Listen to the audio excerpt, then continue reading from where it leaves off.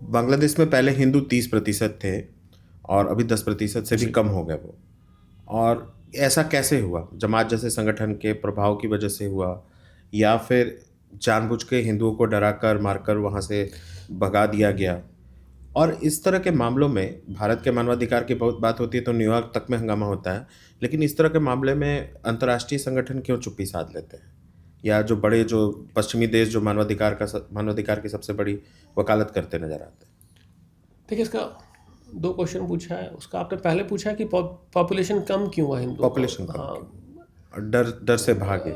Obviously धर्म परिवर्तन हुआ है वहाँ पे, काफ़ी लेवल पे हुआ है। दूसरा, जो हिंदू थे वहाँ पे, उनको सपोर्ट नहीं मिला जैसा वो सपोर्ट चाह रहे थे, इकोनॉमिक, पॉलिटिकल, सोशल। तो काफ़ी लोग उसमें इंडिया वापस आ गए। 2 मेन सबसे बड़ा रीज़न ये रहा है। अब जब धर्म परिवर्तन हो जाता है, एक जनरेशन आपकी मुस्लिम बन गई, तो सेकंड जनरेशन तो आपका जो होंगे वो हिंदू तो रहेंगे नहीं, तो मुस्लिम ही रहेंगे, तो आपका हिंदू अब नंबर कम होता ही जाएगा।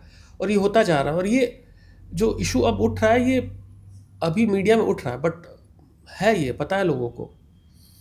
दूसरा, आप कह रहे हैं कि ये इशू इंटरनेशनल लेवल पे क्यों नहीं उठाया जाता, बाकी जो संगठन है, बाकी जो कंट्रीज़ हैं क्यों नहीं बोलती है, इंडिया में होता है कुछ तो बहुत बड़ी उसकी बात होती है। उसका सिंपल रीज़न वही है कि यूएस गवर्नमेंट का जो सपोर्ट रहा है बांग्लादेश के लिए, हमेशा से रहा है। उसको एक बफर की तरह देखती है वो, चाइना के अगेंस्ट में उसको यूज़ करने के लिए, इंडिया के अगेंस्ट में यूज़ करने के लिए। नहीं तो आप जो आपने वहाँ पे सत्ता परिवर्तन करवाया, आपने क्यों करवाया? कोई सवाल पूछ लें उनसे जाके। वो डिनाई तो अब करते भी नहीं है कि हमने सत्ता परिवर्तन करवाया है।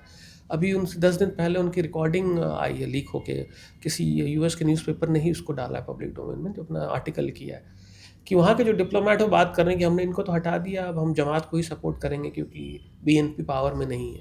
तो वो तो कोई अब बात आउट ऑफ क्वेश्चन हो गई है कि यूएस उसमें क्या रोल रहा था।